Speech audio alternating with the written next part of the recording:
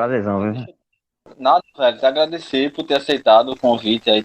Gente que a gente acaba vendo, né, das andanças de tocada pra cima e pra baixo.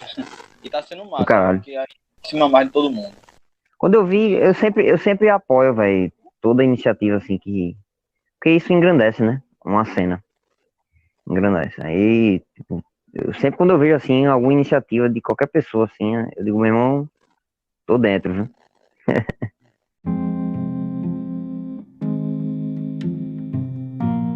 Olá, eu sou Jari Tavares e você está em mais um episódio do Repercuta Podcast. Aqui um espaço para os bateristas, percussionistas, músicos, mas não só isso, para você também que gosta de arte e também de boas histórias, mesmo que você não toque nenhum instrumento, mas aí você vai encontrar aqui muitas histórias interessantes que vários convidados nossos compartilham conosco. E antes da gente ir para o novo episódio, deixa eu dar alguns recados aqui para vocês. No último episódio, que foi um bate-papo com o Thiago Sabino, o de número 12, eu tinha deixado também um espaço aqui e um recado para vocês enviarem mensagens, sugestões, reclamações lá no direct de nossa página no Instagram, o repercuta.pod. E aí, visto também a repercussão desse episódio com o Thiago, a gente tem aqui a presença de uma pessoa que vem escutando os episódios e que nos mandou um recado. É a seguidora Flávia Souza. A gente abre aspas aqui para ela porque ela fala: não tinha como não deixar aqui meu depoimento sobre o podcast com o Thiago Sabino. Sou fã e esse cara não tem ideia do quanto ele contamina os amantes do rock e da bateria com sua paixão e sabedoria no campo da musicalidade. O cara é um entendedor e multiplicador de como se constrói a identidade de um artista. Parabéns pela entrevista, amei. A gente que agradece, Flávia. Fica o convite para continuar conosco nos próximos episódios.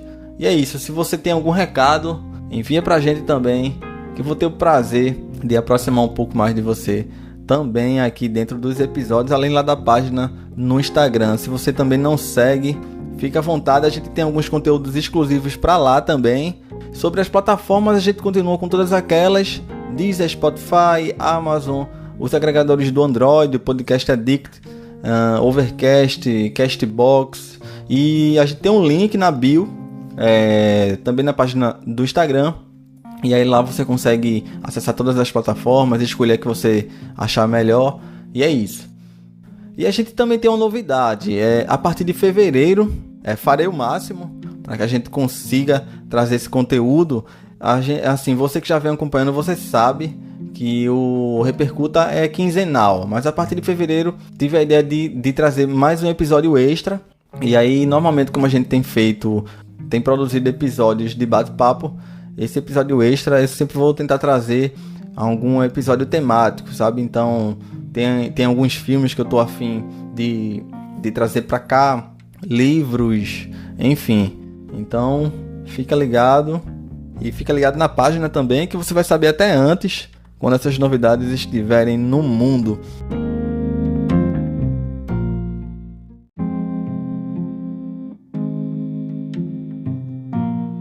Então vamos agora para o próximo episódio aqui do Repercuta. Dessa vez um bate-papo com mais um baterista recifense, Douglas Brito. Ele é um cara versátil, ele é um cara desde o pop, toca metal também, mas também tem muito contato e muita vivência com o frevo, com os ritmos regionais nordestinos, e é com ele que eu bati um papo e você vai conferir agora.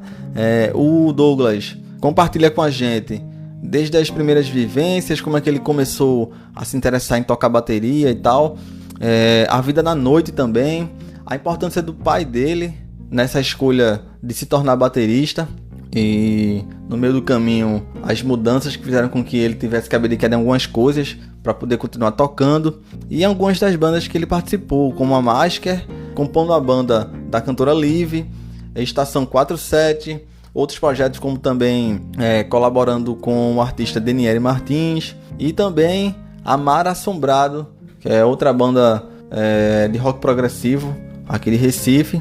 Além, é claro, não podia deixar passar a experiência que ele tem com a orquestra acadêmica do Passo do Frevo. E foi lá que ele teve também grande parte das suas vivências, que ele compartilhou com a gente aqui, com grandes nomes do frevo. Isso é tudo por enquanto. E é um prazer ter você aqui no Repercuta mais uma vez. Fica ligado que ainda virão bastante novidades por aqui. Vamos então para esse que é o episódio do número 13, um bate-papo com o baterista Douglas Brito. Seja muito bem-vindo, muito bem-vinda.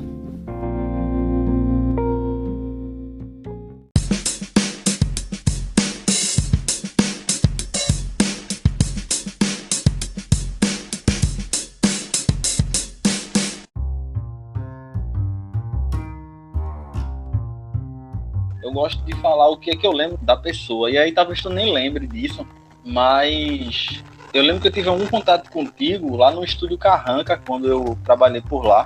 Eu até citei essa minha passagem lá no Carranca no primeiro episódio aqui do Repercuta, que foi da apresentação do podcast. E aí tu tava gravando lá com a Mara Assombrado lá, tava você e André de Sena tava por lá também. Lembro. Gravou algumas coisas por lá. Eu acho que foi em 2018 isso. Foi janeiro de 2018, exatamente. Pronto. E é o que eu lembro de tu. E a outra coisa que eu lembro, que eu acho que pra mim também já é uma marca registrada tua, é a tua Pearl azul, que eu acho linda aquela bateria, velho. Massa, velho. Não, então, naquela época, tu já tinha mencionado que tava querendo criar uma parada dessa, tal. Tu naquela época, eu acho que, não sei se foi durante a mixagem, não lembro, assim, mas eu sentei, assim, na técnica e tu tinha mencionado, velho, eu tenho uma ideia de fazer um podcast. E na época não tava essa moda que tava hoje em dia, né? Mas já tinha uns podcasts já que vinham de, sei lá, Jovem Nerd, tem aqueles podcasts que são, né, das antigas, assim. Mas faltava um desse de música, assim, e eu super apoiei, eu digo, vamos embora, tô dentro aí. Aí agora eu fiz o link, isso, velho, agora que eu me lembrei, agora que eu fiz o link, é verdade. Douglas, velho, perguntar se tu lembra quando foi a primeira vez que tu viu uma bateria na vida, enfim, quando tu começou a querer tocar. Vamos lá, pergunta boa, porque, assim, lá em casa acontecia o seguinte, meu pai, ele era um cantor, certo? Só que ele era um cantor hobbyista, certo? Ele era hobby dele. Ele fazia as virações dele para sobreviver como qualquer outra pessoa, sei lá, na década de 70, 80, assim, ele se virava, já foi bicheiro, já foi motoqueiro, entregando jogo de bicho, né? Aquelas coisas todas. E foi aí que ele conheceu minha mãe, né? Só que depois que ele teve filho e tudo mais, ele sempre foi um cara meio boêmio, assim, e sempre curtiu música romântica, né? Então, Roberto Carlos, Altemar Dutra, seresteiro, né? Na época mesmo, tipo... Esse tipo de música sempre rondou na minha casa, saca? Não só isso, ele também gostava muito das baladas do rock, né? E das baladas em geral, mas das bandas de rock, ele sempre gostava muito das baladas. Então, música sempre teve lá em casa, tá ligado? Ele sempre gostava de ter um som legal em casa para poder ouvir os CDs dele. Ele tinha disco, inclusive ainda tem disco lá em casa guardado que era dele. Então ele sempre tinha CD, comprava os originais quando podia. Quando não podia, pegava os pirateados mesmo, né? Normal. Então, música sempre teve lá em casa. Então, apesar disso, o que acontece? Quem começou a comprar instrumento para eu e meu irmão a gente ter algum contato com música, né, com instrumento musical, foi minha mãe, não foi ele, certo? Por alguma razão que eu não sei, é coisa da vida, assim. E minha mãe comprava aqueles brinquedinhos de criança e tal. Então, um desses brinquedos, ela comprava violão, aquele violão que tinha 4 cordas que nem afinava. Aí comprava aquelas sanfona que até rolava um sonzinho de sanfona e tal, das antigas isso, meu irmão, tipo, década de 90, isso aí. Um desses brinquedos musicais, assim, foi uma bateria pra criança, certo? Que eu lembro, porque a lembrança é um pouco vaga, porque isso faz tempo, né? Eu acho que eu devia ter uns, sei lá, 5 anos, 6 anos. Mas, assim, era um brinquedo. Só que eu lembro que eu gostava muito. Eu acho que por conta do barulho até. Minha mãe deu fim. Eu não sei. Eu lembro que foi um período curto, assim. Que eu fiquei com esse brinquedo, que era uma bateria de brinquedo. Do nada a bateria desapareceu, assim. Eu ficava perguntando pra mãe, cadê a bateria? Não sei o que. Não, sei não. perdeu, não sei o que, tipo, alguém deu fim na bateria, eu acho que por conta do barulho. Na época eu não tinha essa consciência, né? Mas hoje, olhando em retrospectiva e vendo assim, até alunos meus mesmo que são novinhos, assim, que há um instrumento para eles, eu percebo que o barulho sempre é uma questão, né? Para quem é baterista e tal. Então, eu acho que aconteceu isso comigo. Isso eu era novo, 5, 6 anos de idade, eu acho. Esse foi o primeiro contato, certo? Esse foi o primeiro contato com o instrumento em si. Mas assim, era totalmente despretensioso, era como se fosse uma brincadeira de criança, mais um brinquedo de criança. Então, depois é que isso passou a ser mais a sério, depois de um vácuo, né? Mas o primeiro contato foi esse.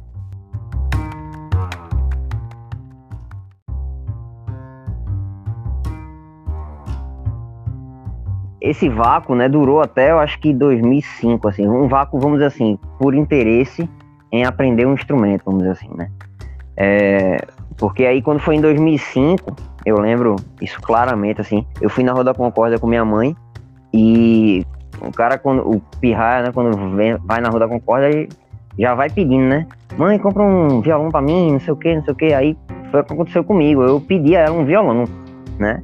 Então, ela comprou o violão, assim, viu que tava num preço acessível, comprou o violão e tem esse violão até hoje, né?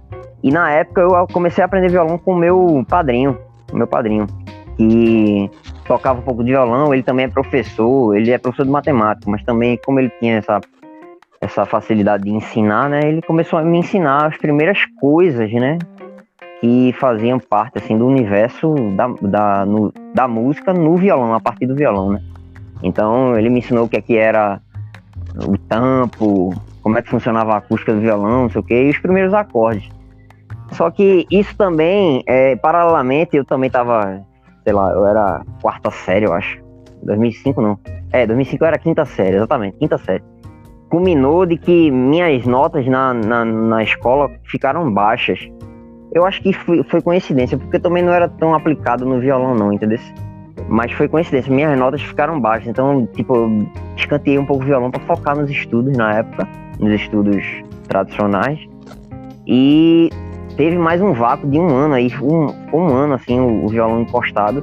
Meu irmão começou a tocar violão assim, de forma curiosa mesmo, pegando música que meu pai ouvia, tipo, uma dessas, as bandas de rock que meu pai gostava muito era Pink Floyd. Então ele tinha o VHS, né, na época era VHS, do Pulse, né, que é um show histórico assim do Pink Floyd. E eu lembro que a gente ouvia diariamente assistia diariamente o VHS. Então era todo dia mesmo. Inclusive, se eu botar o Pulse pra tocar hoje, eu sei de cabo a rabo o setlist, assim, porque era todo dia, meu velho, todo dia mesmo. E ele botava num som, era o VHS, ele botava o som do VHS no som, naqueles home system que tinha, né? E enfim, ficava um som arretado e a gente gostava. E numa dessas coisas, né, o violão lá encostado, meu irmão começou a pegar, começou a pegar alguns solinhos assim. Depois começou a pegar mais música e eu vendo aquilo ali, eu digo, pô, meu irmão tá conseguindo fazer sozinho. Aí eu fui meio que atrás dele também no violão. Isso foi se construindo, né? Anos foram se passando assim, desse jeito. Eu gostando de violão, meu irmão também, a gente fazendo pesquisa junto, né? Eu e meu irmão, a gente sempre foi muito brother nesse quesito também. A gente, tem esse guitarrista aqui, tem não sei o que, meu irmão também tava querendo, era violão, mas tava querendo já guitarra, porque a influência da gente foi muito isso, né? Meu pai gostava de banda de rock, aí escutava, sei lá, do nada tinha um DVD de Fábio Júnior, que minha mãe gostava, a gente assistia, gostava pra caramba. Aí, sei lá, aí começou a vir os DVDs mesmo, né? E a gente começou a comprar muita coisa. Aí, enfim, foi tendo essas influências guitarrísticas a princípio. E o lance da batera, né? Veio um pouco depois, assim, quando, numa dessas pesquisas de DVD e não sei o que, a gente chegou à banda Dream Theater. Quando a gente chegou, a gente pegou o DVD, eu lembro que eu peguei emprestado de um colega meu que eu estudava no Senai. A gente descobriu o Dream Theater assim. Uma das grandes influências, antes de chegar no Dream Theater, uma das grandes influências da gente querer realmente aprender mais música música assim, de tocar assim mesmo, foi o Guitar Hero, velho. Pode soar engraçado, mas o jogo Guitar Hero foi um divisor de águas, assim, porque a gente via, né, a gente não tinha o controle, aquele joystick em forma de guitarra, a gente tinha um joystick normal do PS2, né, mas a gente, pela questão da jogabilidade, né, a gente, é como se a gente estivesse realmente tocando a música pelo controle, a gente sentia aquilo ali, a gente gostava da sensação de jogar a música, né. Aí, velho, se a gente fizesse isso na vida real, seria melhor ainda. Então, isso foi uma influência, né? Pode parecer engraçado, mas eu sempre menciono isso. O Guitar Hero foi uma grande influência também na questão, tanto minha quanto do meu irmão, da gente querer aprender música mesmo, assim, né? Tocar na guitarra mesmo, tocar no violão, que seja, né? E numa dessas andanças, num desses Guitar Heroes aí, que tinham até os pirateados do Guitar Hero, que a galera fazia os moods, né? Que a galera colocava música que não tinha no jogo original, e a galera conseguia colocar músicas assim mais difíceis até. E um desses patches assim tinha as músicas do Dream Theater. Foi aí que a gente descobriu a banda. E aí a gente foi a fundo, foi atrás da discografia. E, como eu tinha falado, um colega meu que estudava comigo no Senai, isso foi por volta de 2009, ele me emprestou o DVD do Dream Theater Live Budokan, né, que é um DVD que até hoje é um dos, assim, clássicos do Dream Theater, se tratando de ao vivo, né? E a gente, como qualquer outro DVD que a gente pegava, a gente ouvia todo dia aquilo ali. E aí, eu me apaixonei, a gente começou ouvindo a banda por causa do guitarrista, né, John Petrucci.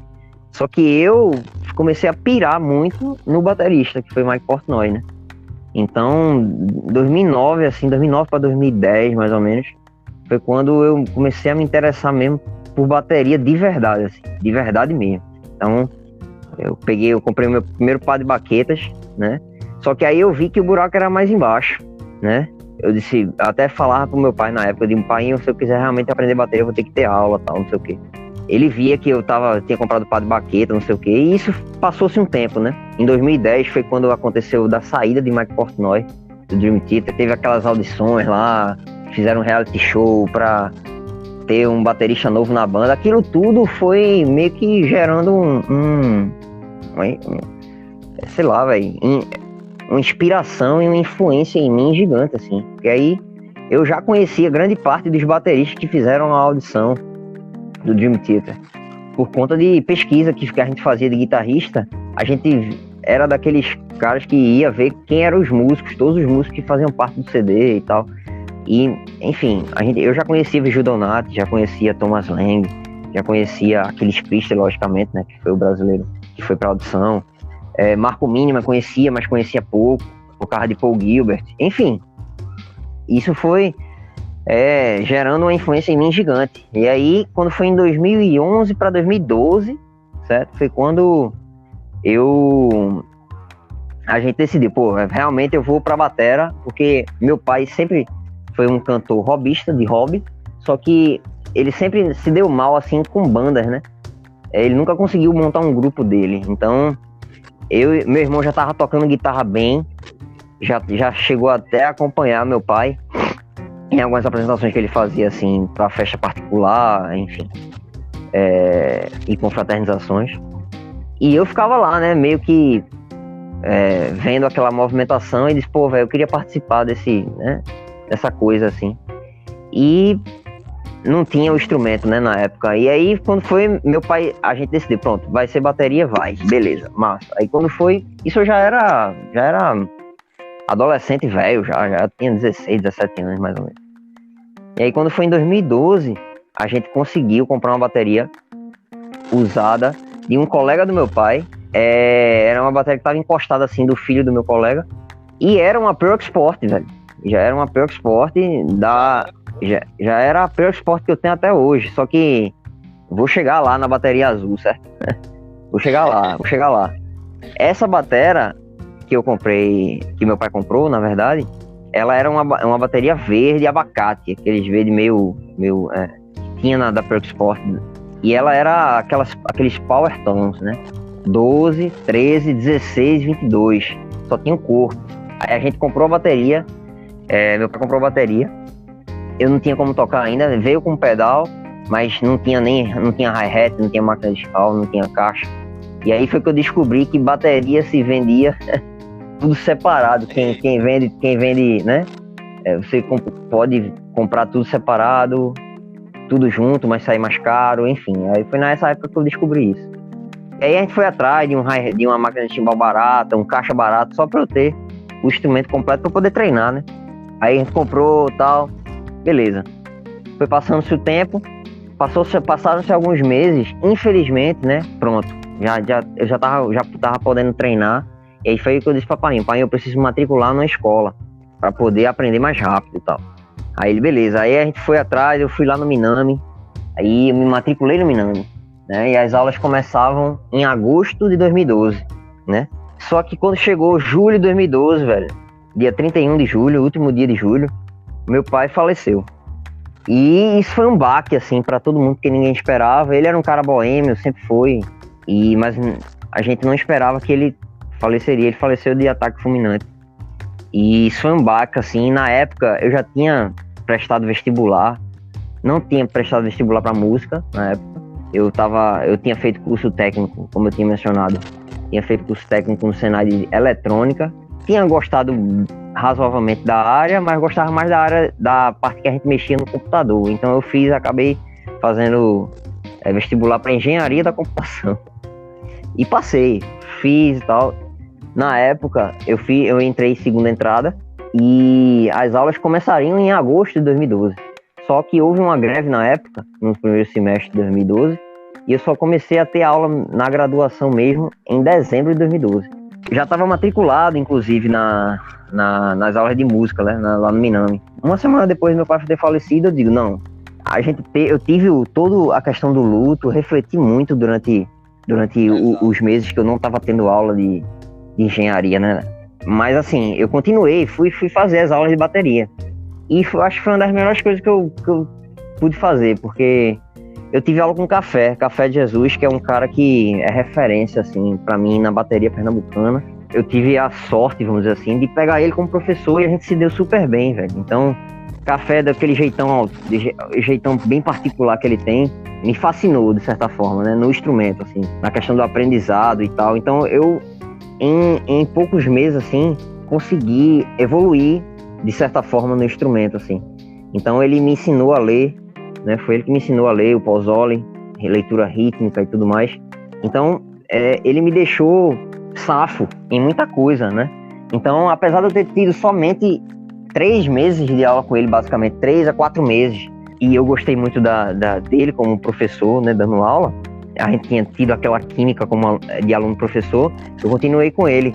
Tudo que eu aprendi com ele, até hoje eu sinto que foi muito importante aquela base que ele me deu, né, naqueles 4 meses.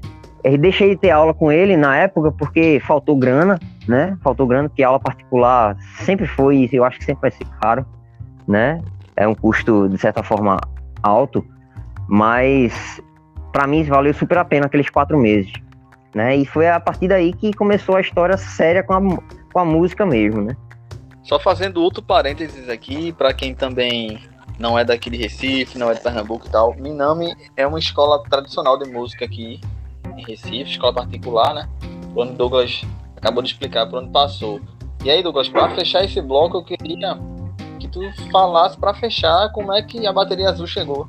Vou pular um pouco no tempo, chegar em 2019, certo? 2019, eu já estava tocando em alguns bares e pubs que comportavam bandas e grupos de rock e tal, e o dinheiro começou a entrar, né? E, paralelo a isso, eu já estava dando aula particular. Então, a batera que meu pai me deu, estava lá.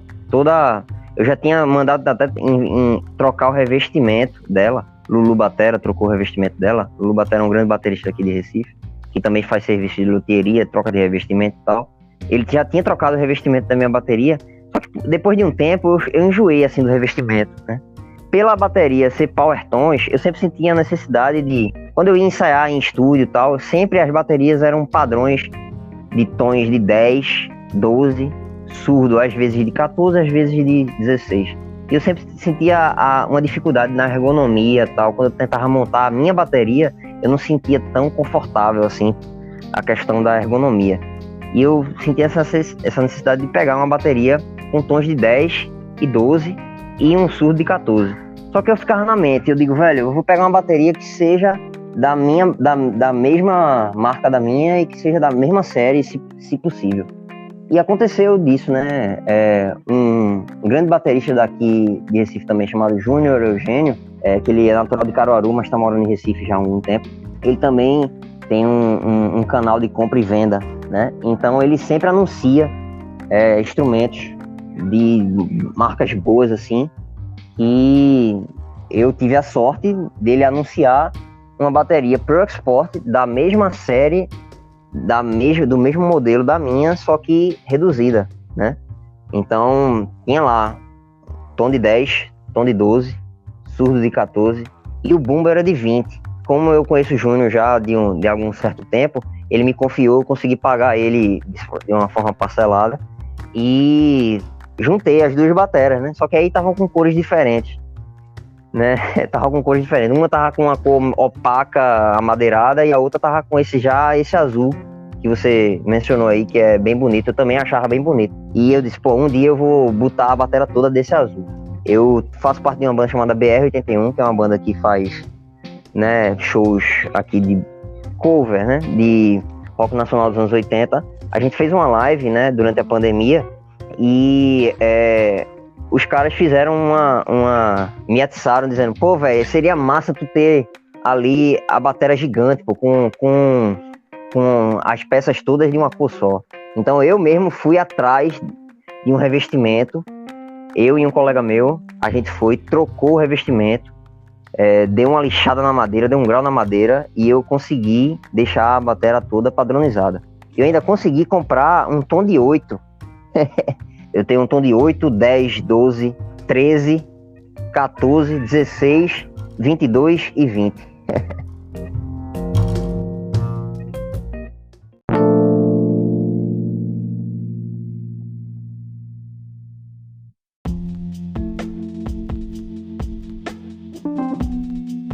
A gente já tá meio que entrando na questão do teu set. Tipo, aproveita e explica também o que tu usa de pele, baqueta, prato. Certo, beleza. As peles que eu tenho na minha bateria hoje em dia são as peles que eu comprei para fazer a gravação do disco da Masker em 2017. Eu comprei as peles para fazer uma gravação, não tinha essa bateria gigante ainda. Eu usei a bateria do estúdio Darkside, que é um estúdio daqui de Recife que dá uma abertura gigante assim, para bandas de metal e tal. E aí a bateria que tinha lá era uma bateria gigante, né, de 3 tons, 2 surdos e tal. E eu, na época, consegui investir, né, num jogo de peles da Evans SC2. E a de bumbo é a EMAD 2. Então é um set, é um kit de peles bem bom, assim, bem legal. E depois da gravação eu né, logicamente tirei da bateria do estúdio, fiquei pra mim e esperando o momento de ter uma bateria gigante, né, pra poder colocar, né, o set nessa bateria gigante. Chegou o momento, né? Então desde do meio do ano passado que eu troquei as peles, tá com essas peles, né?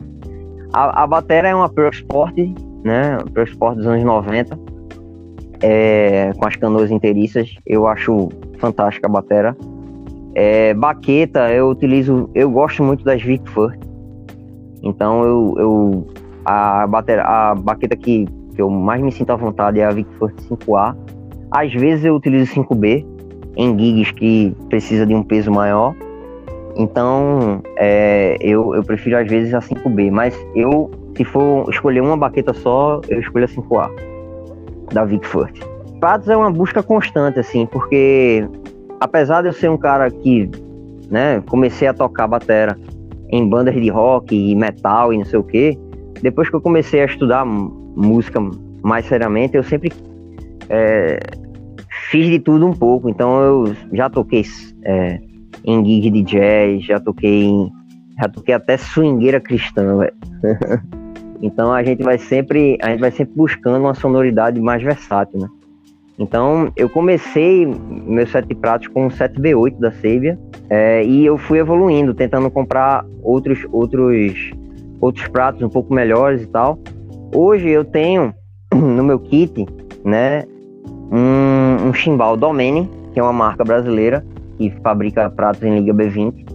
Um chimbal Domene, que é um chimbal que não tem série, ele é um chimbal one of a kind, que é uma particularidade da Domene.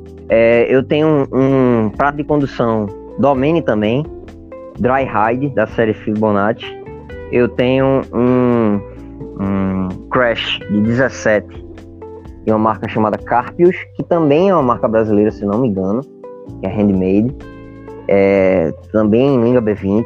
Em relação a Crash Zildjian, a Custom de 18, que tá cortado, mas ainda tá com som arretado. Tenho Sabian Dark Crash de 15 polegadas. Eu ainda tenho outro Crash, que foi uma doação de um colega meu, chamado Fúria, de uma série chamada Fúria, da Steg, que também era de 18 e também tá cortado, mas ainda tem muito som. Ainda tenho um condução Sabian, série Signature, Will Cajon. Will Cajon é um batera de uma banda chamada Living Color, que eu adoro, e ele tem essa série junto à Sabian, e eu consegui esse prato, que também é de 21 polegadas. Splash, eu tenho um Splash SH de 8 polegadas, SH da marca Steg também. E ainda tem um outro chimbal da Feist 1001, da série 1001, que é B8, só que é um B8 bem especial, assim. Os B8 da Feist são bem diferentes dos B8 tradicionais que a gente vê por aí, né? Ainda esqueci de China. Eu tenho dois Chinas. Eu tenho um China de 14 da Sabian, que é muito legal, um mini China da Sabian. E tem um China que esse é o xodó, é um China de 20 da Zildjian, a Custom. Esse China é espetacular, velho. E isso tudo foi no tempo, né? Vai aparecendo um prato aqui, uma oportunidade ali. Infelizmente a gente não tá nos Estados Unidos, que a gente tem uma Guitar Center que tem todos os pratos ali à disposição da gente, com todas as séries, né? Pelo menos é o que dizem, né? Não, aqui a gente é na base da luta mesmo, na garra mesmo, de achar esses pratos assim, nos grupos de compra e venda que a gente sabe que existe aí, né? Compra e venda de usados, achando essas pérolas aí, né? Eu tenho sorte, assim, de ter alguns pratos legais, mas eu tô apostando muito nessa marca que eu mencionei, que é a Domene Symbols. Acredito que é uma marca que tem uma construção de pratos, uma concepção muito legal, assim, e eu tô apostando. Já comprei alguns pratos e ainda vou ter outros, assim.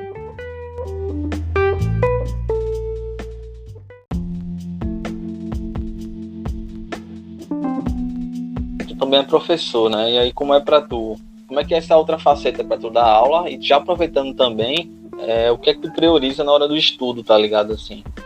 Você dá aula e depois você tem que separar as coisas que tu tem que estudar pra você mesmo. Como é que é isso? Então, tá sendo um desafio, assim, né? Eu comecei a dar aula tarde, assim, porque eu comecei a aprender o instrumento em 2012, né? Depois eu só fui ter aula de bateria de novo em 2015, velho. Decidi estudar música mais a sério, então em 2015 eu entrei no Centro de Criatividade, né, da Rua da Aurora, e passei a ter aula com Marcos Monte, que hoje ensina no IFPE do Ceará. E depois eu entrei no conservatório em 2016 para ter aula com o Gediel Dutra, que é o meu professor, né, até hoje. Mas assim, eu sempre fui um cara de ir muito para workshop e tudo mais, então eu sempre fui um cara que sempre tive muita informação na cabeça.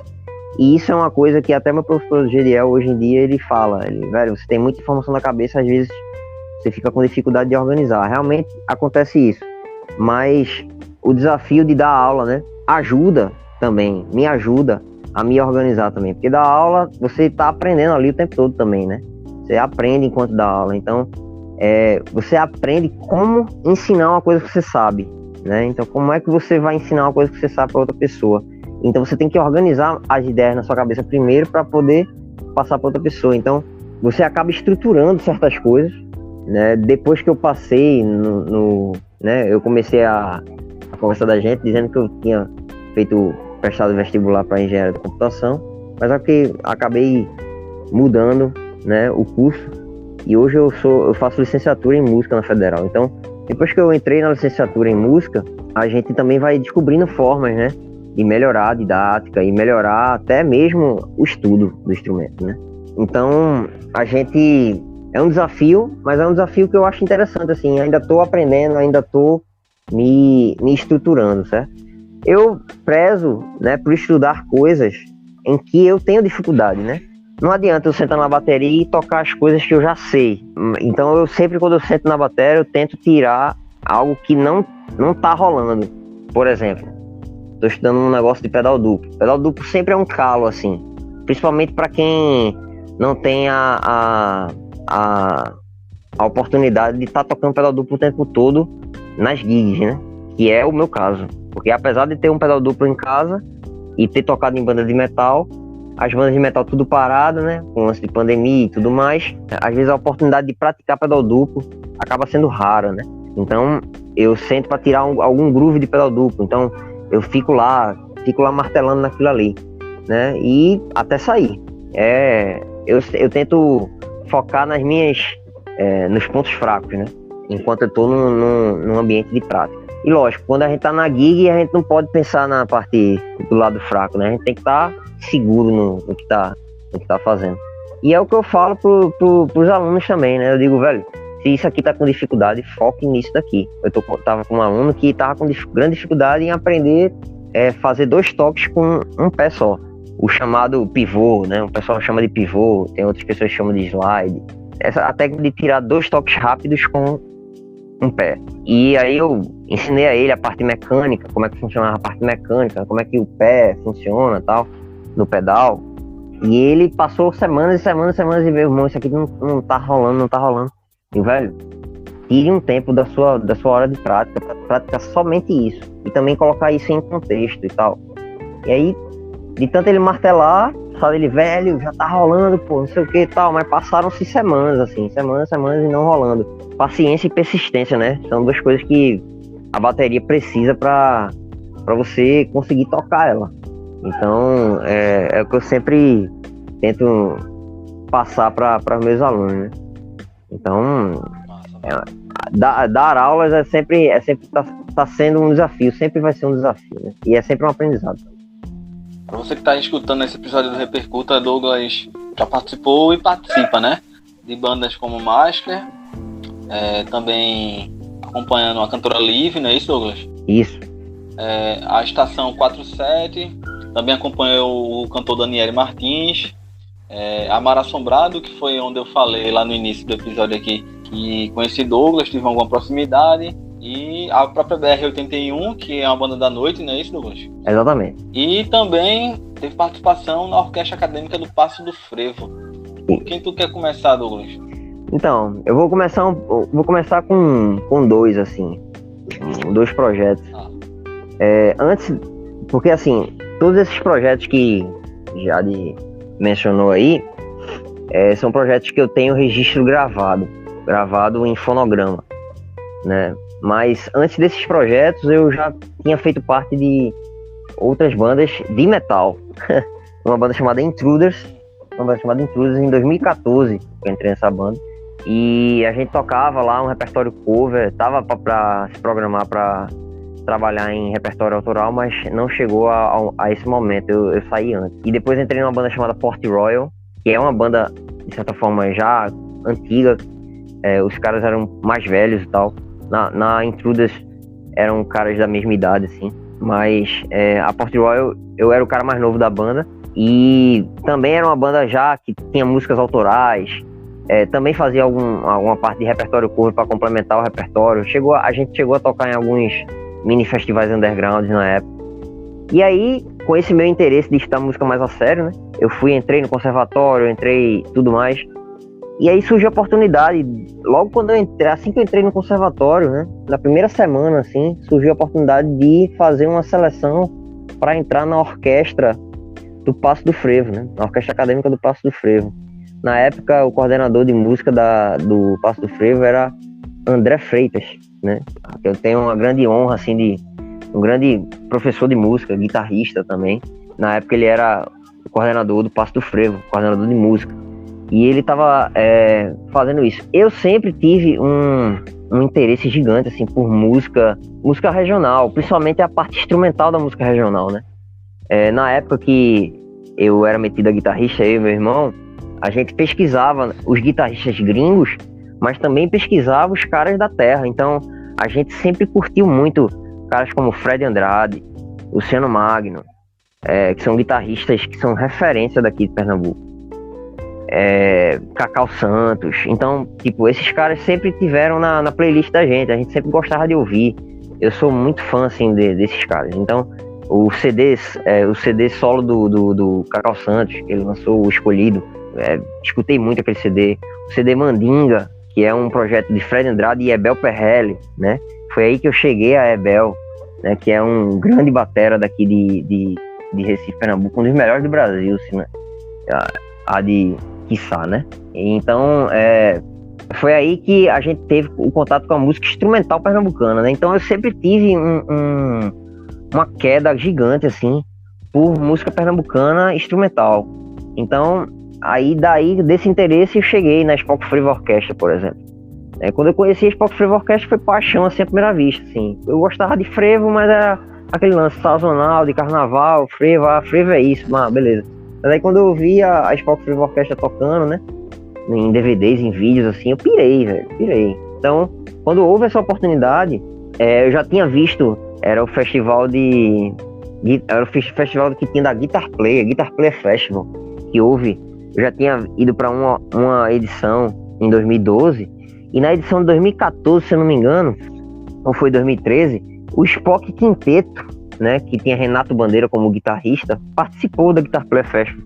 E foi a primeira vez que eu vi Adelson Silva, o baterista da Spock Frevo Orquestra, o mais velho do bigodão. Respeita esse bigode, que esse bigode aí, meu velho, tem história. Que eu vi ele tocando, né, de frente, assim, na frente, assim, ao vivo. Então, a Adelson sempre impacta, até hoje. Toda vez que eu vejo tocando, sempre impacta. Mas a primeira vez ninguém esquece, né? Então, aquela foi a primeira vez, assim, no quinteto ainda mais, né? Então, meu irmão, que é isso, velho? Então, a partir dali, meu interesse por frevo só fez aumentar. Então, quando chegou em 2016, foi a época que teve a seleção do Passo do Frevo, eu me inscrevi. Não foi uma seleção tão difícil de passar, porque tinham poucos inscritos, né? E consegui passar na seleção do Passo do Frevo e entrei na orquestra. E a orquestra teve o privilégio, o projeto da Orquestra do Passo do Frevo era um projeto de formação profissional dos músicos que faziam a parte da orquestra, né? Tinha eu como baterista, tinha 2 percussionistas, o naipe de saxofone, o naipe de trompete, o naipe de trombone, né? Que é a formação original de uma orquestra de big band de frevo, né? E ainda mais um baixista e um guitarrista. Então tinha esses caras todos. Então a ideia do Passo do Frevo era formar, né, a concepção do músico, fazia parte de uma orquestra, mas que também poderia fazer a sua carreira individual, né? Então os conceitos de você ser o seu próprio empreendedor e tal, eu tive tudo isso, os primeiros contatos a partir do projeto da Orquestra do Passo do Frevo. E foi muito legal, porque além disso tudo, a gente tinha encontros semanais com um grande ídolo musical meu que passou a ser o próprio Maestro Spock, né? Então a gente tinha encontros semanais com o cara. Então a gente tinha ensaios, né, toda semana. E algumas semanas o Spock não podia ir, mas ele pedia para algum cara da cena do frevo ir dar algum tipo de aula pra gente lá. Então eu tive contato com o Maestro Duda, o Maestro Edson Rodrigues, tipo, os caras que são os caras da música pernambucana, não só do frevo, né, mas da música pernambucana como um todo. E mais forró, tem até uma foto que eu acho que tem no meu Instagram, assim, tem uma foto de eu conversando com mais Spock, com mais forró, assim, um dia que os dois estavam lá. E, bicho, esses momentos, assim, eu não vou esquecer nunca, né?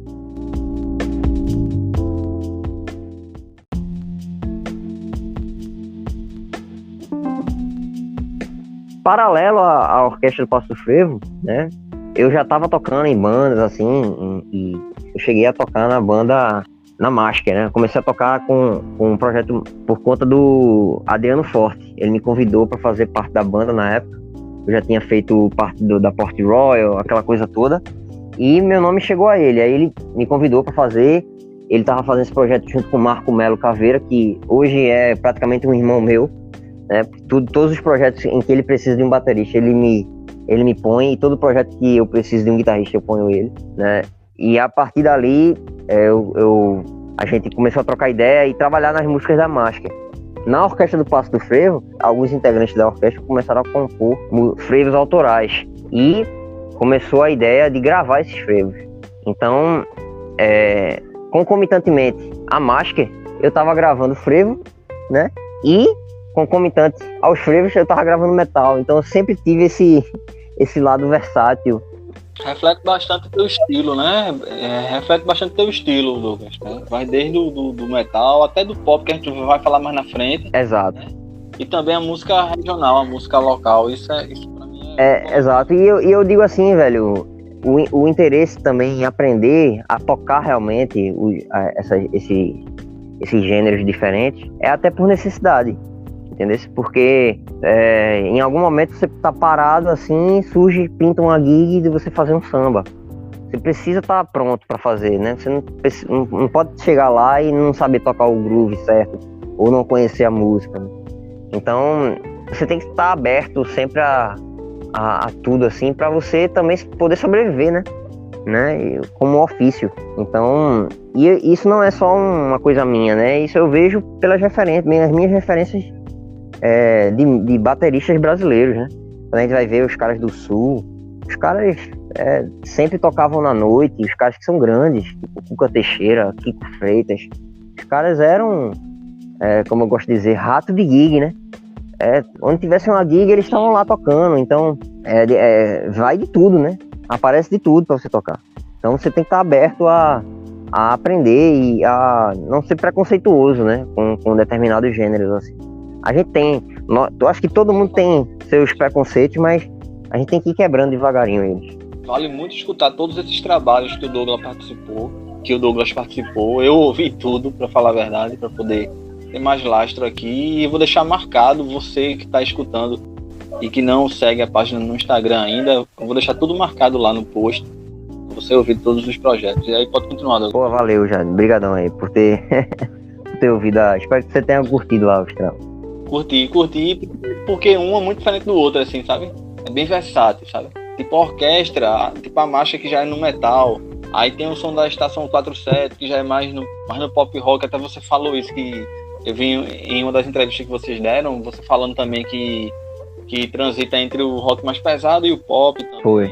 Aí tem a Mar Assombrado, que eu vi parte das gravações, parte da mix lá também, sabe? Valeu, velho, obrigadão. Então, aí justamente, a partir daí foram as minhas primeiras gravações em fonograma, né?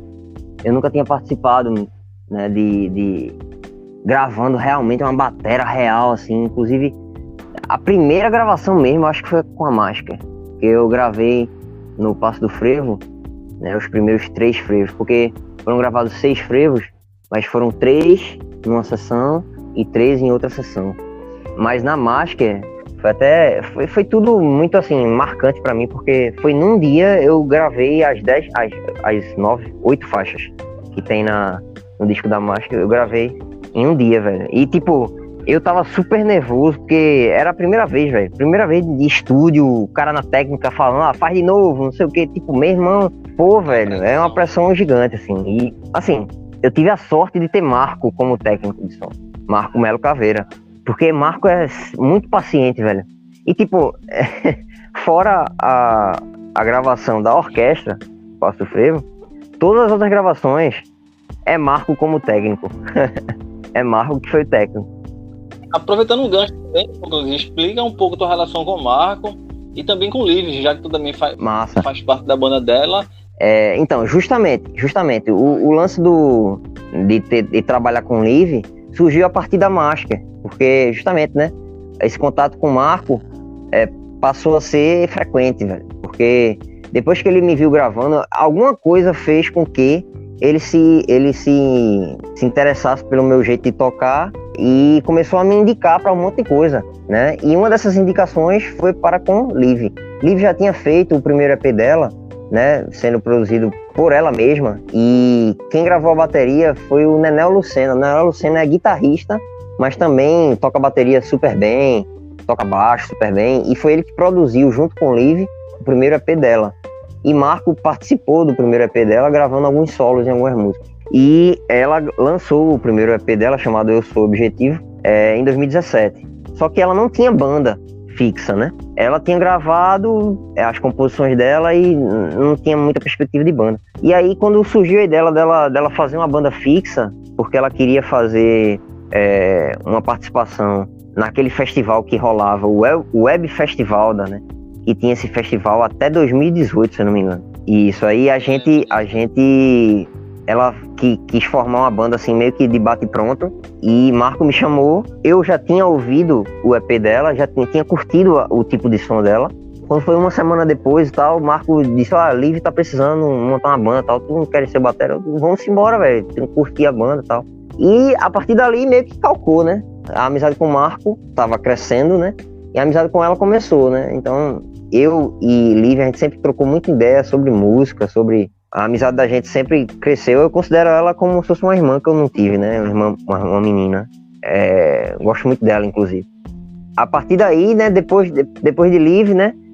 A Masker, infelizmente, logo depois que a gente lançou o CD, se desfez, né? A banda se desfez, se desbandou por várias questões, assim.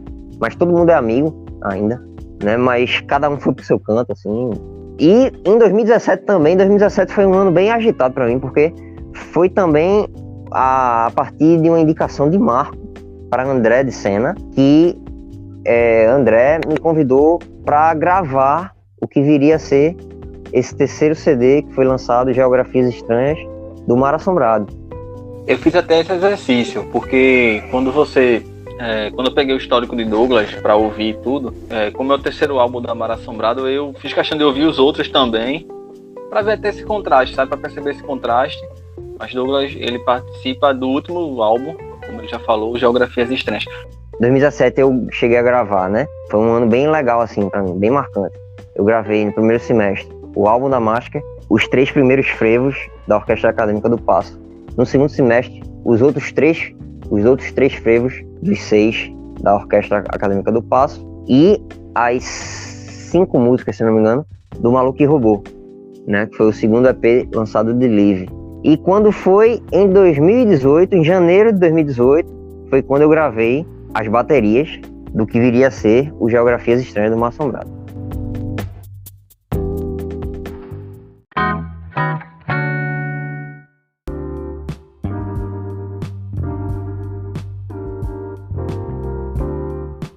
Em relação à Estação 47, né, a Estação 47, originalmente, o baterista era o Ivo Lage, né, que é, inclusive, um grande batera daqui de Recife também, da cena do rock and roll, e, inclusive, é proprietário do estúdio Space Invaders, né, e que sou fã da galera de lá, e sou fã de Ivo pra caramba também. Então, ele era o baterista original.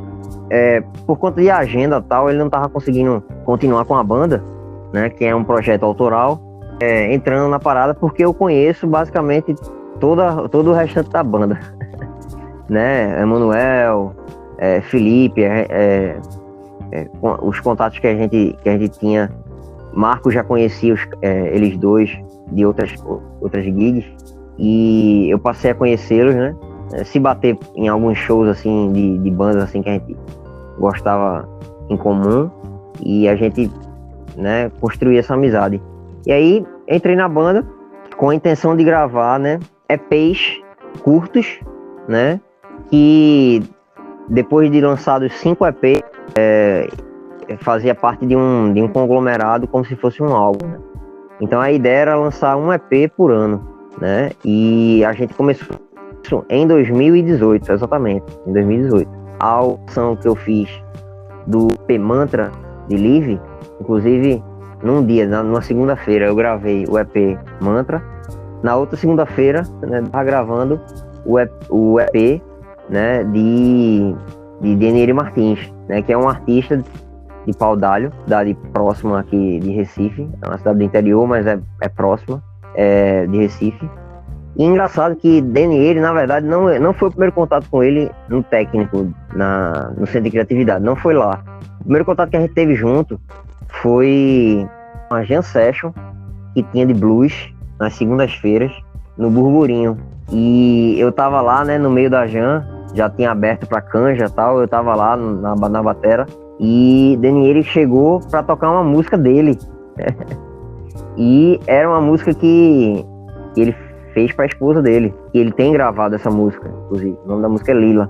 Então foi ali, o primeiro contato que eu tive com Denieri. E quando a gente se viu, na época que a gente entrou junto no Centro de Criatividade, foi um negócio bem engraçado. Ele, oxe, meu irmão, tu era aquele batera lá da Giga? Eu digo, pô, foi, tava lá, né, fazendo uma zoada lá. Pronto, aí ali a gente começou a amizade. E eu vi que ele também tinha um trabalho como compositor, que flertava com o metal, flertava com um instrumento totalmente diferente. Queria ser, veio com o Denier 19. É um cara também que ele tem várias influências. Então a gente se deu bem, porque ele tem influência de coisa. Isso calhou muito da gente trocar muita ideia. Então, até na época, fazer uma banda para tocar o EP que ele tinha lançado em 2015, né? Que foi gravado também por Nenan. Ele tava querendo montar uma banda fixa para tocar esse EP, né? Mas na época não conseguiu, por uma vasta quantidade de dificuldades que estavam se ocorrendo para acontecer. Mas a gente sempre manteve contato. Ele, infelizmente, desistiu de fazer o curso de música lá no Centro de Criatividade, por conta de trabalho e tal. Eu continuei um pouco, depois fui pro conservatório, tive que sair do Centro de Criatividade. Mas a gente, que é uma banda de metal daqui de Recife também, que o baterista é amigo meu, Marcelo Dias, também foi aluno de Café, então tudo interligado, né? Então a gente sempre manteve contato. E depois que ele saiu da Camus, ele focou, ele sempre, paralelamente a Camus, sempre compôs, né? Então compôs música autoral própria.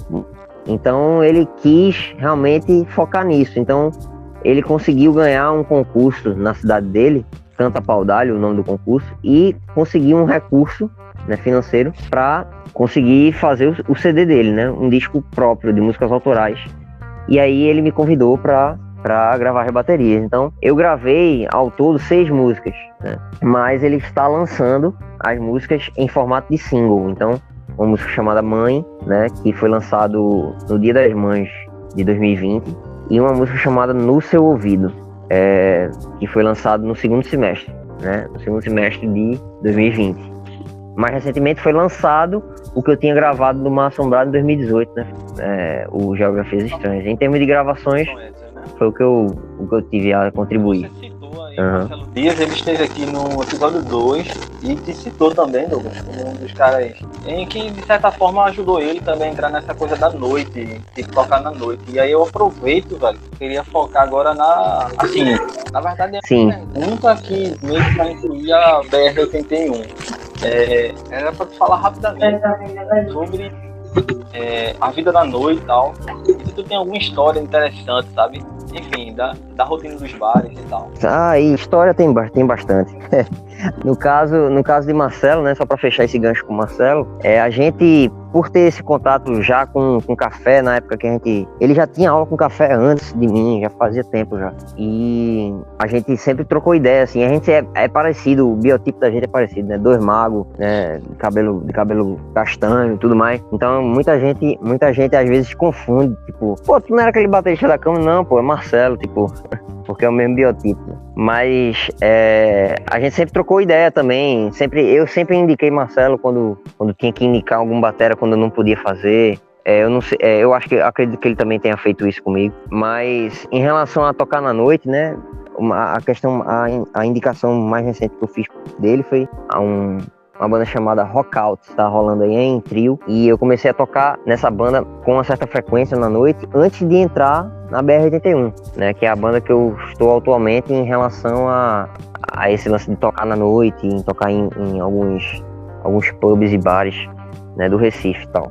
Logo assim que eu vi que eu ia entrar realmente na BR, eu indiquei Marcelo pra ficar na banda que eu tava antes, né. E aí, tocar na noite sempre é um negócio, né, desafiador até, porque a gente sempre tem as dificuldades baterista sempre tem dificuldade em tudo, em relação a deslocamento com o instrumento, né, tem bares que não tem o corpo da bateria, então a gente tem que levar até o corpo da bateria. Então tem muitas histórias assim, do cara chegar, ter que montar tudo, é clássico, né? Isso é clássico. Às vezes os membros da banda não são muito empáticos com você, não ajudam em nada, né?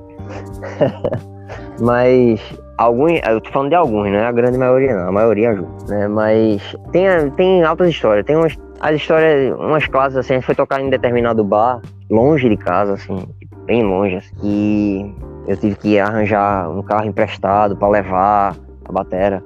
E, não, pô, o cachê vai ser tanto, vai sair na hora, massa. Chegou na hora de pagar o cachê, o cara, não, beleza. E essa transferência nunca caiu. Isso é um clássico, né? Isso é por isso já. Nessa banda anterior, a gente já foi tocar em determinados ambientes que, pô, velho, a gente tava tocando assim, daqui a pouco não tinha mais ninguém no bar. A gente, pô, velho, não faz sentido a gente tocar mais. Tipo, tava a gente tocando para os garçons, tá ligado? Então, tipo, infelizmente acontece essas questões, né? Mas, enfim, tem histórias assim de colegas meus, né? Nunca aconteceu comigo, mas tem história de ter briga no bar e tudo mais, né? Nunca aconteceu comigo, não, mas gente bem próxima, assim, já... Tocar em bar sempre é desafiador, tanto em gig da noite, assim, de Recife, quanto em gig de underground, né? Do underground, porque eu fiz parte de gigs underground, né? Tanto com a Masker, a gente chegou a fazer shows em Arapiraca, aqui em Recife também, fez em Pau d'Alho, e com outras bandas também, gigs underground, com Live, a gente chegou a tocar. Acho que ao vivo, eu acho que eu não cheguei a tocar em festival assim, né? Com a Estação 47. Até com o Mar Assombrado eu já toquei ao vivo, mas ao vivo mesmo, assim. Aí eu cheguei a gravar um disco ao vivo um disco assim, não é EP ao vivo, com a Estação 47, foi o Usina Sonora, né? Mas a gente nunca chegou a tocar ao vivo mesmo, pra pessoas, festival e tal. A gente tá caminhando para as últimas perguntas. Normalmente no fim eu faço um pinga-fogo com o convidado. Tem que fazer 2 perguntas que eu fiquei curioso, velho. A primeira, tu é aquele cara de comprar LP ainda, ou se tu curte o streaming, ou se tu compra CD, ou se tudo isso junto. E a segunda é se tu tem alguma restrição, alguma coisa na questão de cuidar da saúde para tocar bateria. A primeira pergunta é em relação a como eu consumo música. Hoje em dia é muito, muito pelos streamings, certo? Então eu tenho uma conta no Spotify, tenho uma conta do Deezer. Aí você vai achar estranho, né? Que eu tenho no meu plano de celular, de internet de celular, eu já tenho incluído o Deezer também. E é massa porque tem coisa que tem no Deezer e não tem no Spotify e vice-versa. Então eu acabo achando alguns materiais que eu não encontro em um e encontro em outro. E assim vai. Mas eu prefiro escutar música. Isso eu acabo consumindo música mais assim pela questão da praticidade, né? A gente tá sempre com o celular na mão, a gente tá sempre, hoje em dia, né? Tá sempre com o celular na mão e tá tudo. Quando quer ouvir determinada música, é só colocar lá. Com fone de ouvido você consegue pelo menos curtir a música lá. Mas pra parar, eu preferiria, né? Ter um CDzinho. Vinil é uma coisa que eu peguei a rebaba da rebaba, né, do vinil. Meu pai faleceu, mas ainda tem vinil guardado lá em casa, só que a gente não tem onde tocar. Eu queria muito em algum momento poder comprar um toca-disco com um sistema de som razoável. Eu prefiro um sistema de som legal, ver todos os detalhes com boa monitoração. Eu prefiro assim, para curtir a música de verdade, assim, para parar para ouvir. Mas no dia a dia eu acabo consumindo muito nos streams, né? E a questão de cuidar da saúde para tocar bateria. Na verdade, eu sou um cara bem careta assim em relação à vivência, né, do dia a dia assim normal. Eu não bebo bebida alcoólica nem fumo, né? E não consumo nenhum tipo de droga lícita ou ilícita. Então isso já me facilita assim para ter disposição para tocar, certo? Eu sempre fui um cara ativo, assim, fisicamente, porque eu sempre, quando eu não tinha uma moto, eu tenho hoje em dia, eu me locomovo de moto, mas quando eu não tinha uma moto, eu me locomovia muito de bicicleta. Então, isso me ajuda. Na época que eu tocava metal mais frequentemente, pedal duplo e tudo mais, eu lembro que eu não tinha tanta dificuldade de fazer levadas e tudo mais, porque eu tinha essa atividade física mais plena, assim, de todo lugar eu ia de bicicleta, velho. Tipo, tinha situações assim de eu ir pro ensaio. Eu ia com um bag de pratos nas costas e ia pro ensaio de bicicleta. A galera da banda, às vezes... Meu irmão conhece da onde? Eu digo de São Martim. Eu ia, às vezes, ensaiar no Space Invaders, que é em Boa Viagem. Dá alguns quilômetros aí, né?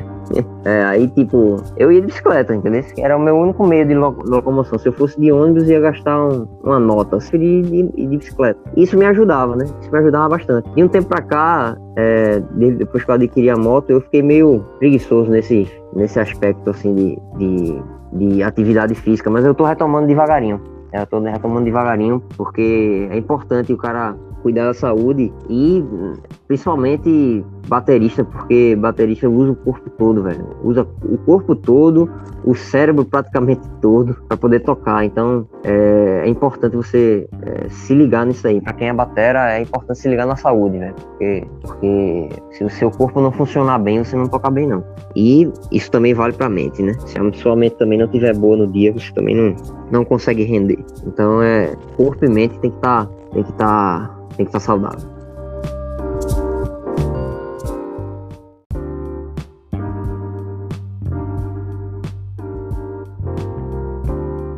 Se é que tu já parou pra pensar nisso, pudesse avaliar que momento da carreira baterística tu acredita, que momento tu acredita que eu esteja. Eu fiz essa mesma pergunta pra Marcelo também, e agora eu lembrei de perguntar também. Pô, pergunta difícil, velho. Eu venho sempre por isso, porque saí de uma área, né, vamos dizer assim. Eu tava me encaminhando profissional de TI, né, mas acabei que, por conta de perspectiva, às vezes quando algum ente querido da gente, alguma pessoa próxima morre, né, a gente, e principalmente um pai ou uma mãe, assim, um cara, né, muito próximo, assim, morre, a gente acaba refletindo mais ainda sobre a vida, né, e essa reflexão em mim, assim, é diária, né, a questão das escolhas e tudo mais. Então, eu escolhi mais pela paixão que foi crescendo a partir de falecer, né? E o apego ao instrumento, que é como se eu estivesse sempre próximo do meu pai, né? Quando eu tô tocando, assim.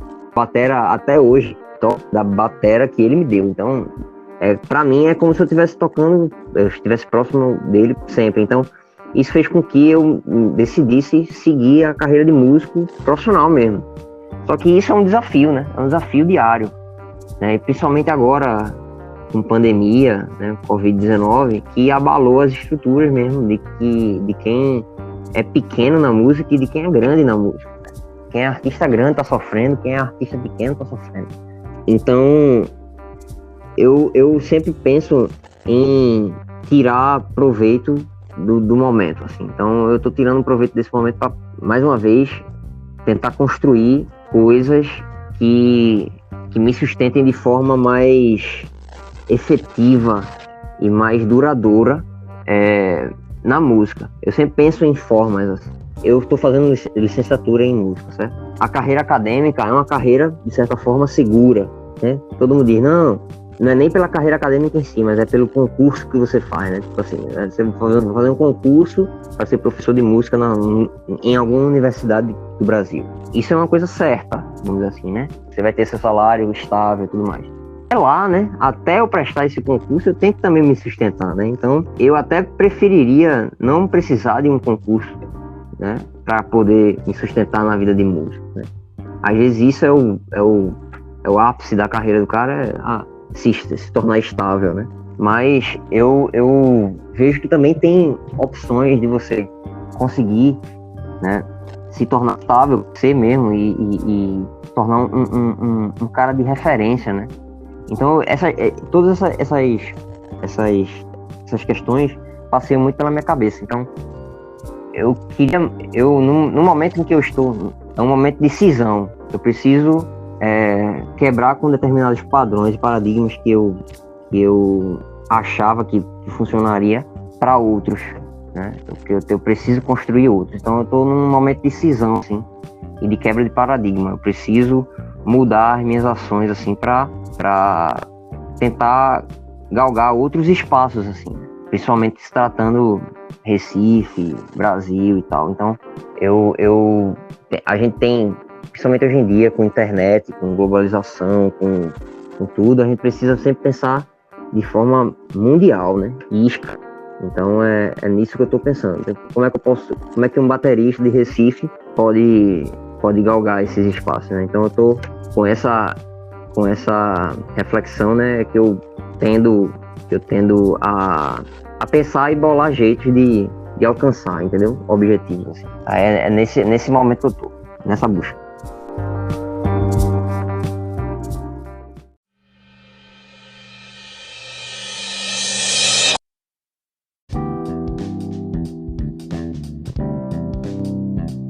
Uma música que te representa. A Change of Seasons, do Dream Theater. Um disco que te representa. Puta que pariu, velho. É difícil, porra. Pera aí. Calma aí. Eu vou botar o Passo de Anjo, da Spock Free Orchestra. Um livro que te inspira. Livro, bicho. Vamos lá. Pô, eu vou botar o Senhor dos Anéis, porque eu gosto pra caralho, velho. E toda a alegoria que tem, né? Porque não é só a história fantástica em si, mas é toda a alegoria que você pode fazer com alegorias e as analogias com o mundo real que você pode fazer com a história ali, né? É muito profundo ali. Agora, um filme, Douglas. Um filme. Na verdade, um filme mesmo é A Origem. Gosto pra cacete. Tem algum programa de TV ou série que tu curta? Tem sim. E é recente, velho. É Dark. A série de TV, Dark. Douglas Brito, o primeiro show que tu fez, o primeiro show que tu tocou? Foi em 2014 com a Intruders em Caruaru, velho. Foi o primeiro show como baterista.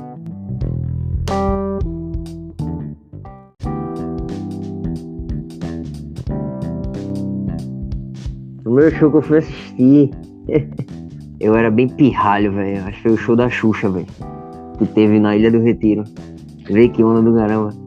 Foi o primeiro show que eu me lembro, foi o primeiro show que eu me lembro. Depois disso, o show que eu já era mais velho e tal, o show que eu fui depois desse show da Xuxa foi o show dos Scorpions que teve em 2009, 2008. Mas fica com o show da Xuxa que é mais engraçado. Primeiro disco ou CD que eu tenha comprado na tua vida? Que eu tenha comprado. Caralho. Deixa eu lembrar aqui isso. Meu irmão. Eu vou falar um DVD, porque o DVD que eu realmente juntei uma grana pra comprar foi um DVD. E eu gostava de comprar original, né? O DVD que eu comprei original, que eu lembro assim de ter, pô, foi um DVD de Steve Vai, chamado Live in Minneapolis. Eu indiquei um DVD porque na época que eu comecei a juntar grana pra comprar material de banda, assim, e de artista que eu gostava, o CD já não tava rolando muito, os streams já tava rolando, né? Mas eu cheguei a comprar CD mesmo. CD, eu lembro que eu comprei o Dark Side of the Moon, foi quando eu comprei o Dark Side of the Moon do Pink Floyd, edição especial, que vem 3 discos. Tipo, também foi marcante pra caramba pra mim. Então, enfim, vou ficar com esses 2. Douglas, cita 5 bateristas que sejam referências pra você. O primeiro da lista é Adelson Silva, sem nenhum titubeio. O segundo da lista eu vou botar Mike Portnoy, porque foi por causa dele que eu comecei a me interessar realmente pelo instrumento. Terceiro, um dos que eu mais me influencio até hoje é Virgil Donati. Pra não ficar só na gringa, eu vou indicar Kiko Freitas, é um dos bateristas brasileiros que eu mais gosto, assim, de estilo, de concepção, de tudo. E deixa eu ver aqui, falta um.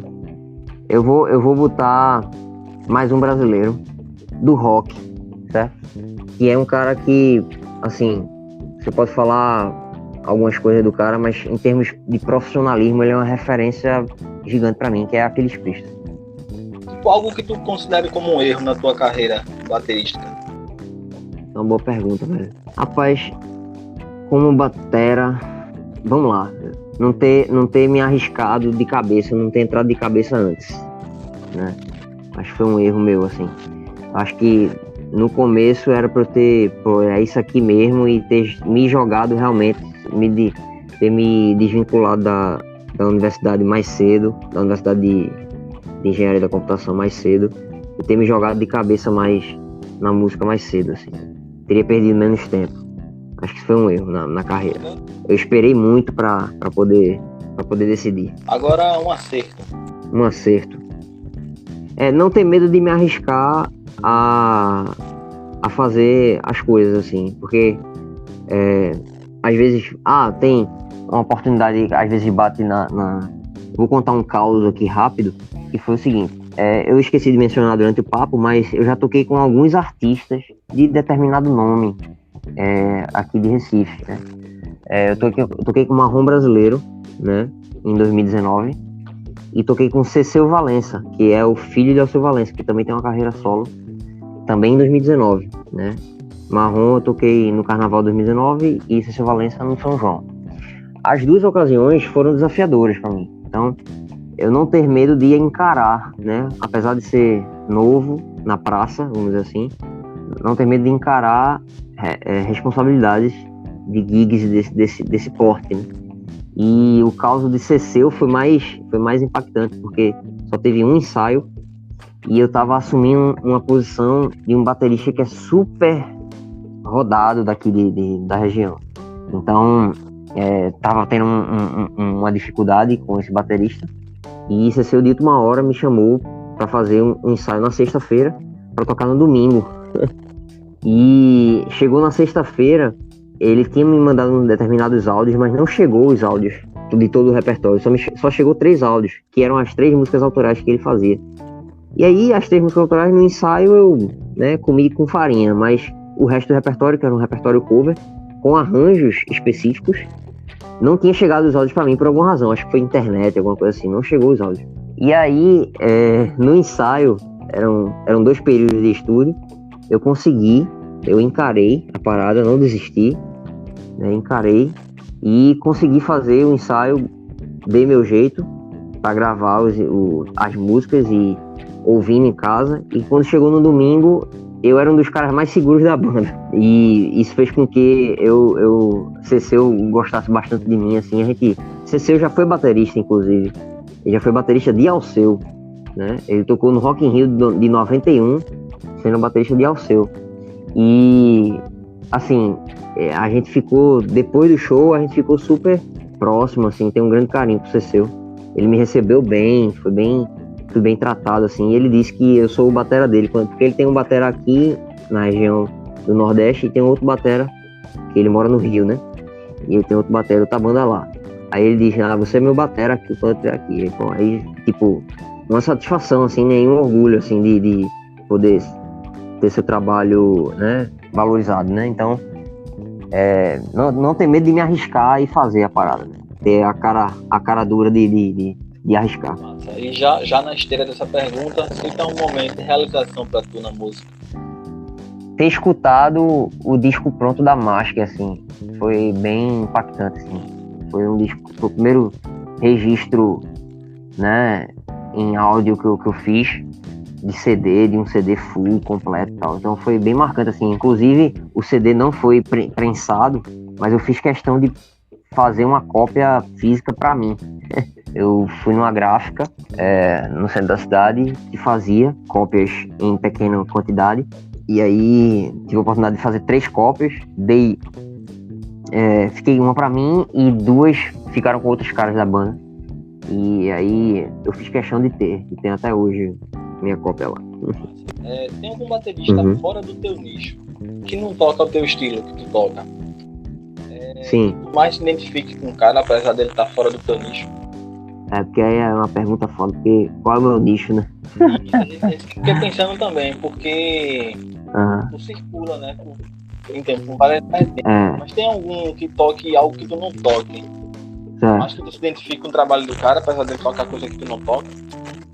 Eu vou falar um nome aqui bem conhecido do público geral, não vou dizer nem do público baterístico, assim, mas Riquelme tocou na Avião de Forró, né? Pronto. É um estilo que realmente eu não toco, ali realmente eu não toco, eu nunca consegui, eu nunca, né, fiz parte de grupos que tocassem forró estilizado, que é o estilo, nem sertanejo, nem nada, né?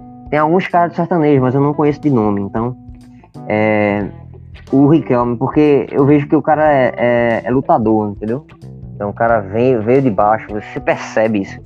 Você percebe que o cara vem de baixo e conseguiu chegar num patamar, né, de ser conhecido pelo Brasil, né? Então é de se aplaudir, pô. É de se aplaudir, apesar de eu não curtir o tipo de som, porque também realmente, né, apesar de não ter tocado, eu também não curto, não sou um cara de ficar ouvindo muito o estilo, certo? Então, apesar de eu não ouvir, eu consigo separar, né, o profissional, né, da preferência musical também. Então é o Riquelme. O Riquelme é um cara que eu mesmo queria ter um reconhecimento, vamos dizer assim, do trabalho que o Riquelme tem, tá ligado? Então, nesse sentido, Riquelme é o nome. Teu conselho que tu deixa pra quem tá começando a tocar agora, tá começando a se interessar agora por música e por bateria? Paciência, persistência e, velho, comprar uma briga. Você compra uma briga com tudo, né? Porque bateria é um instrumento que você, não só você tem uma luta para aprender o instrumento, mas para praticar é difícil, né? Existem coisas mais difíceis, certo? Porque dos instrumentos populares, vamos se conter aos instrumentos populares, né? Bateria, guitarra, baixo, né? Violão, essas coisas. Porque nos instrumentos eruditos existem coisas muito mais difíceis de se praticar e não vou nem entrar no mérito aqui porque é como se fosse um outro universo, né, dentro da música. Mas tratando de música popular e mais corriqueira, vamos dizer assim, bateria é o mais desafiador por conta disso. Você compra uma briga, se sua família realmente não entrar na mesma vibe que você compra uma briga com a família, porque é barulho dentro de casa. Você compra uma briga até na sua banda, porque às vezes tem cara que realmente não ajuda, velho. Então você tem que levar suas coisas sozinho. Quando você não tem a ajuda de um road, né, ou de uma equipe que faça isso pra você, né, você tem que assumir a postura, velho. O negócio é meu, então realmente eu vou ter que ir lá e fazer.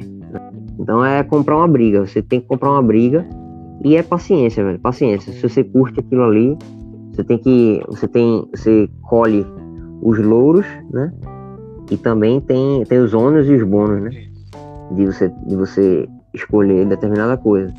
Mas eu digo sempre, velho, se você curte tá lá tocando tambor, velho, é a melhor coisa. E é a melhor coisa com o seu instrumento mesmo, assim. A gente tem costume de ficar tocando, mas quando é o seu instrumento mesmo, é outra coisa. É realmente como se fosse a sua voz ali, né? Então, é isso. Tente sempre tocar com o seu próprio instrumento.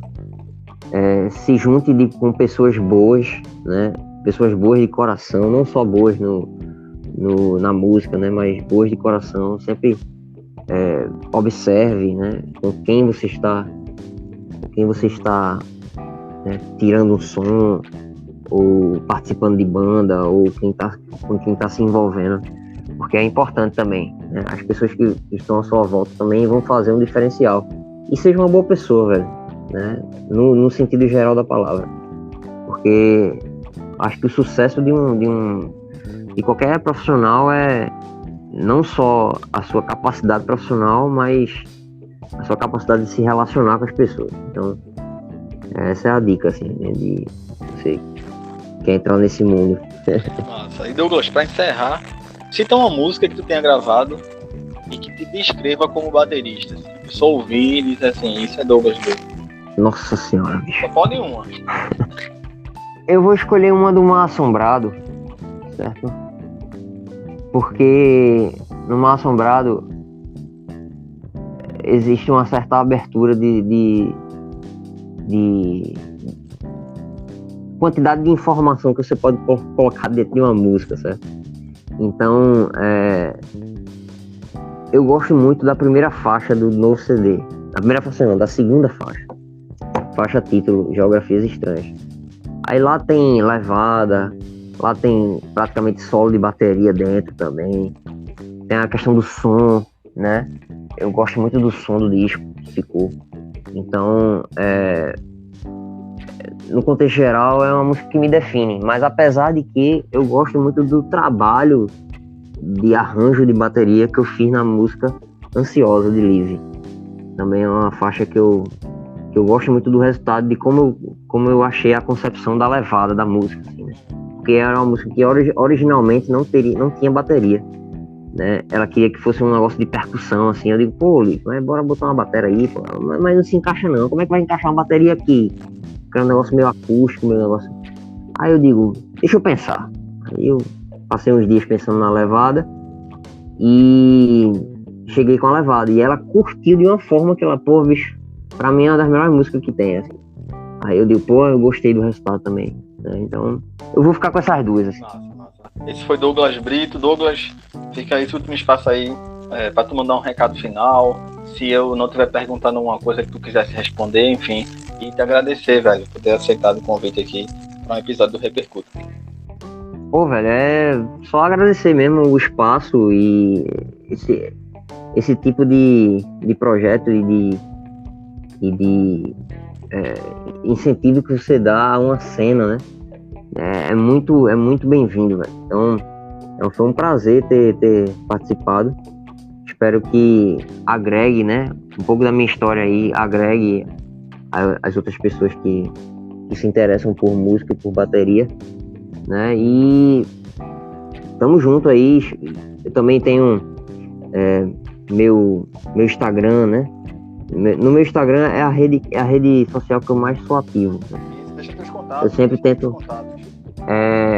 Meu WhatsApp, né? Pra quem quiser mandar alguma mensagem aí, é o 819-9711-6638. Contato pra, sei lá, alguma gig ou se você tiver interesse em aula de bateria. Gravações também. Minha rede social, né? @DougBritoOficial, só que é o Brito, o O do Brito é o mesmo O do oficial, e são com 2 Fs, né? O Doug Brito Oficial. É o @Doug Brito Oficial, é o Instagram. Lá no Instagram eu sempre posto, né, coisas que eu estou estudando, ou então coisas que eu estou fazendo, né, no momento. E a ideia é que eu consiga engatar novos projetos aí. Então fiquem ligados lá no Instagram para quem curte bateria e principalmente bateria pernambucana, né? Tô dando um spoiler aqui do que vai ser a temática dessas publicações. Então a ideia vai ser explorar mais esses conceitos da bateria pernambucana e quem a faz, né? Então fica ligado lá. Também tem um Facebook, né, que tá atrelado ao meu Instagram. Mas se você botar lá Douglas Brito no Facebook, você me acha tanto a página pessoal quanto a página, né, do seguir lá no Facebook. E basicamente é isso, né? Muito obrigado aí já pelo espaço, foi uma honra, certo? Espero que tenha vida longa, o Repercuta aí, e conte comigo aí para o que precisar aí, velho. Valeu, tamo junto.